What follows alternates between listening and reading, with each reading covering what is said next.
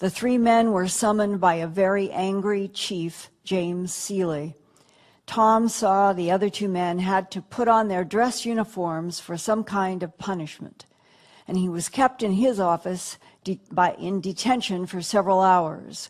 But Thomas Shepard was never asked once to sign a non-disclosure agreement swearing him to secrecy for the rest of his life, and he attributed it to the fact that Chief James Seeley treated him like a son and even called him son. 2 weeks after their vault adventure, Captain Seeley ordered Tom Shepard, Robert Turman, and Craig Howard to drive with him to a dentist at Kadena Air Force Base, about an hour from White Beach. Tom was put to sleep and never told what the dentist did. He thinks the other two men were treated the same way. But his Navy records mysteriously never included the Kadena Air Force Base dentist visit. I asked Tom if the dentist might have implanted monitoring devices in their teeth. Tom said that a few years later, he learned that was possible to do, and he figured that that is what had been done. The tooth bothered him after the Okinawa dentist visit, and he finally had it pulled in the 1990s by a civilian dentist in the United States who asked, "When did you do intelligence work?" Tom said he had never done intelligence work, but he did not tell the dentist about what had happened in Okinawa, but knew that the dentist had worked on people before who had had something similar, and he linked them to monitors in the intelligence world. Several months after the three men were taken to the Kadena Air Force Base dentist, Tom finally learned more from Craig Howard that the vault photos and files were from a UFO crash near Roswell, New Mexico in the late 1940s. Next slide.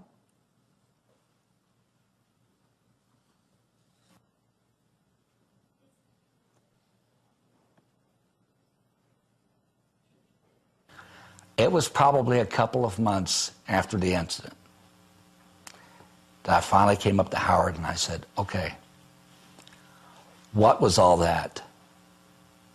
And tell me what you know about what we saw. And he told me about Roswell. And he said that, he said two things, really. He said that he had heard of Roswell before, and that he did see Roswell in those documents.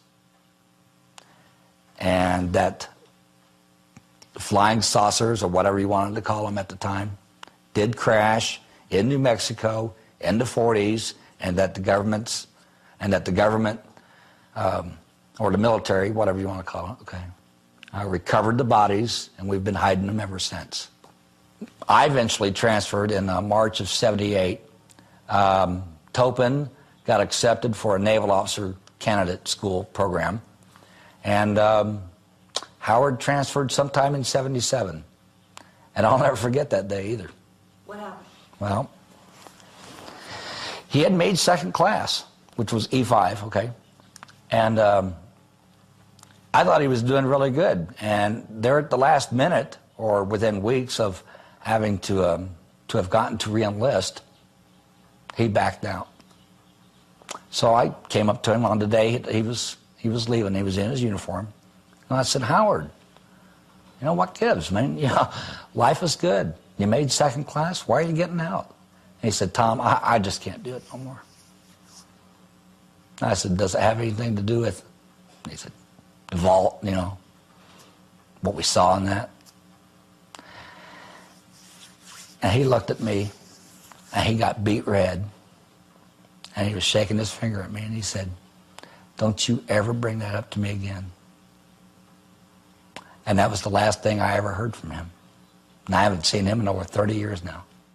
Did you take it from that comment that he had been punished because of the vault incident? I believe that, well, it's either one of two things. I think they jacked with him myself. I think they gave him threats. But it could have been just that he knew a truth, and it wasn't going to go anywhere, and he didn't like that. Were you asked to sign any kind of a non-disclosure agreement? No, never. Let's jump ahead to 1989. Unsolved Mysteries comes on TV, and it was a popular show then. And one night, they played, Robert Stack hosting, the Roswell incident. And I had no idea at the time that this was in books or had already been talked about. I was literally blown away. And I thought to myself, well, you know, if national TV is going to come out and blast it all over the place, what's to stop me? So at the time, I worked at a 3-star command there in Norfolk. It was ComNav Air Land. And I worked for the operations department. It's Code 30, and one of the people in Code 30 was a man named Captain Wood. And he had a person that worked for him who was a lieutenant commander, and I don't remember his last name. But one day, shortly after this was played on TV, the Roswell incident on Unsolved Mysteries, the subject of ETs came up, and we were just talking, and even though I had been, well, I'd run into a lot of trouble in other commands, not a lot of trouble, but, well, somewhat anyway, okay? We could get into that. But I had opened my mouth before, okay? And I was tired of keeping it closed.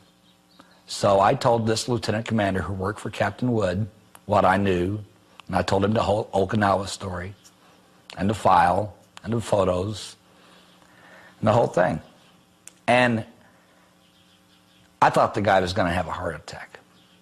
He went into shock. He got really angry. He wanted to tape record me. He started making threats on me. We got to sort of a heated argument. And he said that he was going to have to tell Captain Wood about this. So I said, fine, tell him.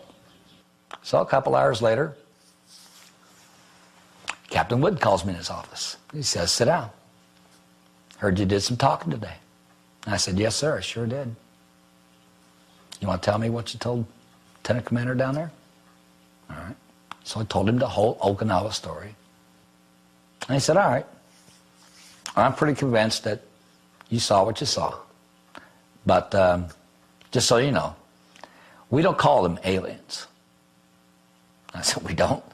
No, we call them EBEs, for extraterrestrial biological entities. I said, all right, well, that makes sense. Then we had a conversation, and it was basically like this. I asked him why we had kept this under wraps for all these years, and what did it have to do with the military and the whole thing. And he gave me some descriptions about it.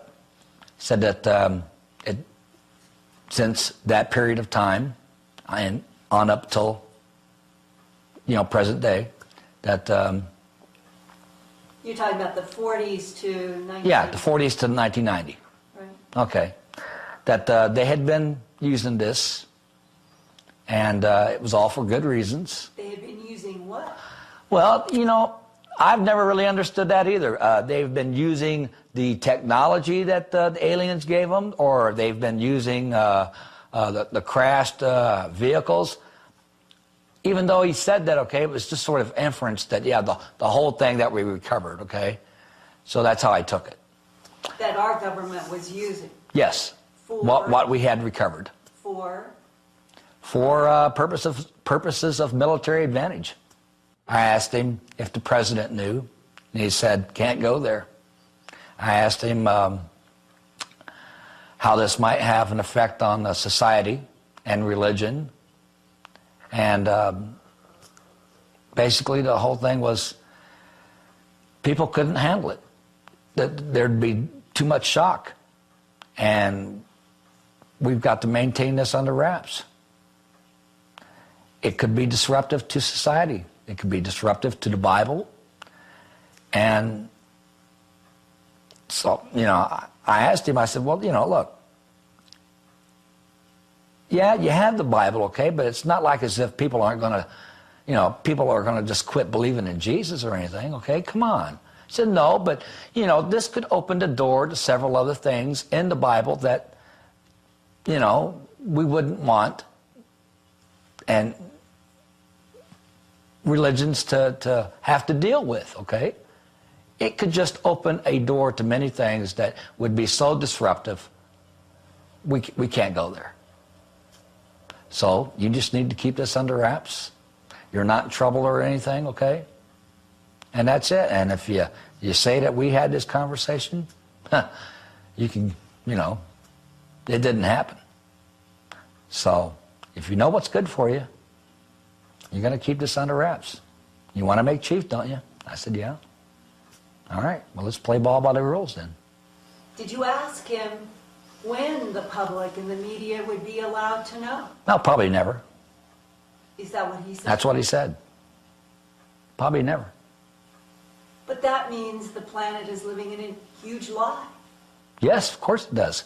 Especially when you accept that when you're in the military. You accept that because you're working with secret material all the time. And you understand that the United States maintains military advantage over our enemies, and you accept that. That's an okay answer for a military guy. But isn't that an incredible answer? Probably never, that the world would be kept in the dark forever? We went there, and I respectfully tried to argue with him. I said, yes, when we recovered the aliens, okay, that was the 1940s. That's completely different from today. This is the 90s, okay? People would be able to handle it. And he said, oh, yeah, you think so? I said, well, could you handle it? No. Did it scare you? Yeah. Would it be old news in 2 weeks? I don't know. How does that make you feel as an American? Oh, that's a big question. How does that make me feel as an American?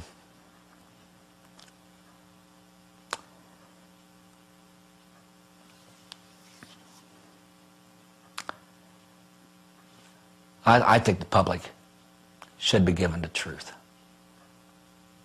And that's all there is to it. Enough is enough. For years, I've understood the need for secrecy. But I can't accept it no more. Not for this. Not to arrogantly and outlandishly just come right out with books and in media to say Roswell didn't happen. It hurts.